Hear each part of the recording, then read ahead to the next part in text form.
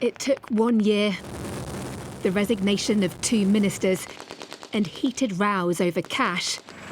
But the UK does finally have an investment plan for defence that's meant to end decades of decline. The best way to avoid war is to prepare for it. The best way to defend is to deter, to have the strength to make your adversaries think again before they act. And that is what we are delivering. Keir, nice to see you. Strong rhetoric, yet it's never been backed up by the kind of funding the military says it needs. Still, Dan Jarvis, the new Defence Secretary, gave the plan the big sell, having squeezed an extra £1.5 billion from the Treasury. But that only happened after his predecessor quit in protest at being shortchanged. More money matters, of course it does, but so do the choices we make on how to spend it. And so, I have taken the decision to reprioritise a further £1 billion within the plan to ensure that it better reflects the way that war is waged today. It also means some kit is being scrapped, with things like the RAF's Storm Shadow cruise missiles going in favour of a cheaper version.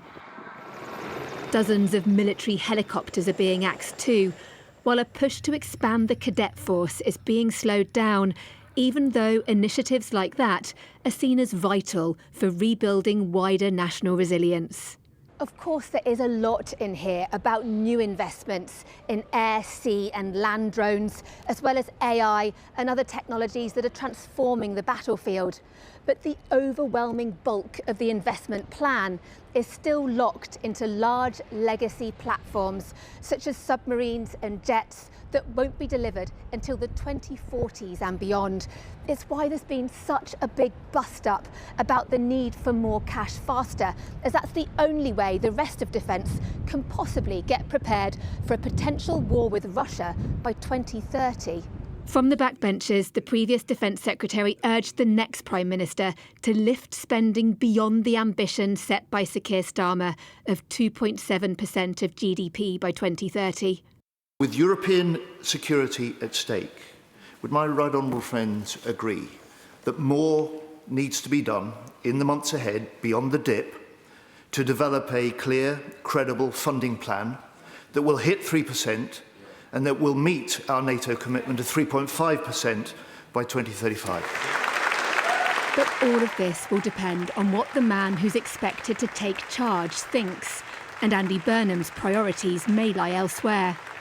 His team is already saying they weren't told in advance that he'd need to find an extra £4.7 billion in his first budget to fund the current commitments.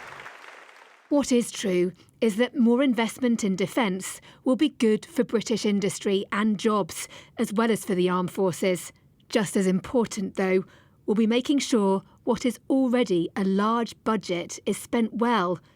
And that's something the Ministry of Defence has failed to do far too many times in the past. Deborah Haynes, Sky News.